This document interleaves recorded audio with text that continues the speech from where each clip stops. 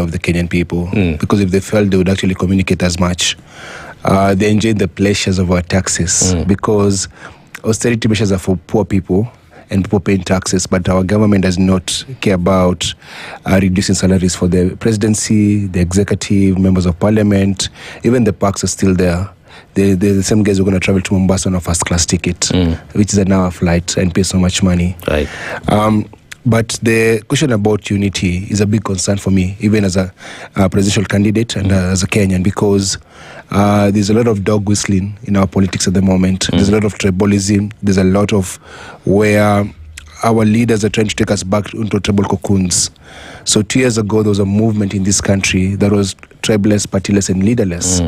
And now the politicians are saying, no, you have leaders. Kikuyus have that, Luos have that, there's this particular person is your leader. So there's them forcing issues on us, saying that they need to define how young people do their politics.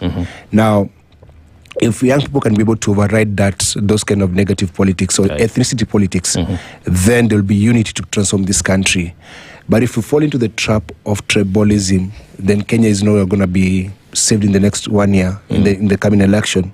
So right now, politicians are going to what they know best. Right. They know tribalism, they know violence, they know intimidation, and they know lying. That's where we are at. That's why you guys have been doing a season of lies, because it's going to be lies everywhere.